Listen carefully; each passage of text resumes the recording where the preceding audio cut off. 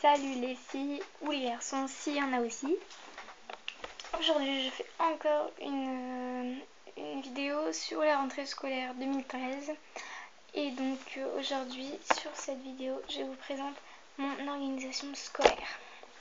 Donc que ce soit à l'école ou à la maison. Donc je vais commencer quand même par la partie maison. Oh, je parle comme ça. Donc j'ai mes post-it. Donc j'en avais déjà dans ma trousse collante comme vous aviez vu. Mais donc voilà, je prends des post-it car si par exemple j'ai un truc à faire, comment je vais faire un exemple par exemple. Oh lol.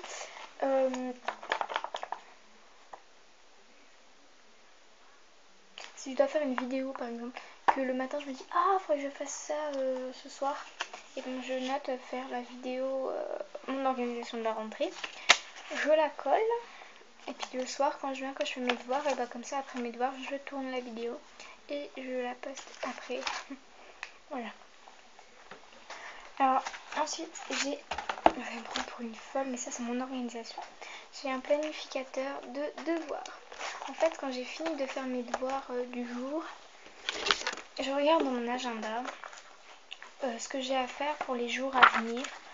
Et ensuite je me répartis le travail sur la semaine. Donc je note comme ça m'évite de chercher et de faire trop de devoirs un jour. Et au moins c'est imposé, j'ai plus qu'à faire ce qui est marqué. Et au moins je m'embête pas. Donc voilà, c'est mieux comme ça je trouve. Ensuite j'ai un cahier bilan, mais ça je vous expliquerai après ce que c'est. Donc j'ai ma règle 30 cm que je ne prends qu'à la maison, car à l'école moi je me sers juste de mes grandes règles, de mes petites règles qui rentrent dans la trousse. Donc voilà, c'est une règle que j'ai achetée en vacances, que j'aime beaucoup. Ensuite il faut savoir que je travaille par classeur. Alors en fait j'ai un gros classeur à la maison pour l'école, et j'ai 2 sous-classeurs à la maison. Donc en fait dans mon gros classeur, admettons sur une feuille, j'ai fini mon cours, je prends ma feuille, par exemple c'était du français, je la mets dans mon intercalaire français, hop, et le soir quand je rentre chez moi, je trie les feuilles, quand je vois que c'est terminé, je prends et je mets dans mon sous-classeur de français. Voilà, c'est comment on n'a pas besoin de prendre 1000 cahiers et que ça alourdit le sac. Et moi j'ai été forcée de faire cette organisation car j'ai eu une scoliose parce que nos sacs étaient trop lourds. Donc voilà. Ensuite moi je travaille par carnet de feuilles perforées prédécoupées. Donc ce qui veut dire que quand vous avez fini votre cours, donc là c'est pas fini mais je vais l'arracher parce que du coup je l'ai utilisé pour faire ma vidéo, cette feuille. Donc quand vous avez fini votre cours, c'est mieux d'arracher par là. Hop. Voilà, donc c'est découpé très proprement. Donc voilà. Et ensuite vous mettez dans votre classeur. Et au moins, par exemple, admettons vous écrivez comme ça sur votre cahier, et vient la fin du cours. Et vous n'avez pas fini. Donc vous refermez votre cahier. Ça évite que vous voulez vous dépêcher, que vous mettez votre feuille, que ça finisse au fond du sac et qu'on le retrouve à la fin de l'année, et que quand vous avez besoin de réviser pour faire votre contrôle, vous dites eh ben elle est ma feuille, comment je fais pour réviser maintenant. Du coup on demande à copain copine, il dit je peux même arrêter ta leçon, mais souvent on révise pendant la récré, hein. Et donc je vais vous expliquer pour me retrouver dans mes sous-classeurs, dans mon organisation.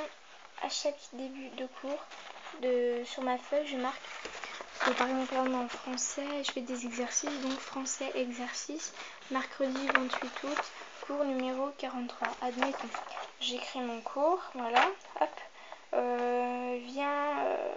jeudi j'ai pas cours de français, et vendredi j'ai un cours de français, et ben je marque français exercice, vendredi 30 août 2013, cours numéro 44. Ça m'aide à m'y retrouver.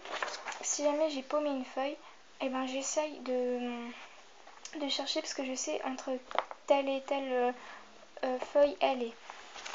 Et pour m'y retrouver encore plus facilement, mon cahier bilan, il me sert que soit tous les soirs ou soit à la fin de la semaine. C'est comme je le sentais, si c'était une grosse semaine chargée.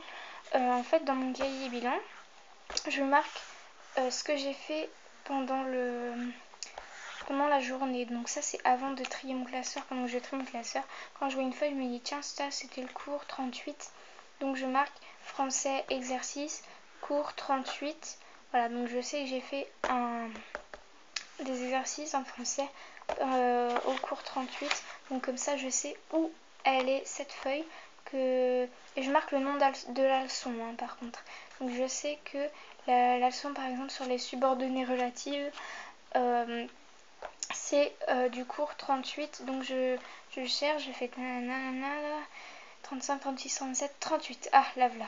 Par contre, si j'ai besoin de réviser, que j'aurai un contrôle, voilà. Donc c'est vraiment très pratique. C'est comme si on lisait dans un livre, que c'était notre sommaire, quoi. Donc c'est vraiment magnifique.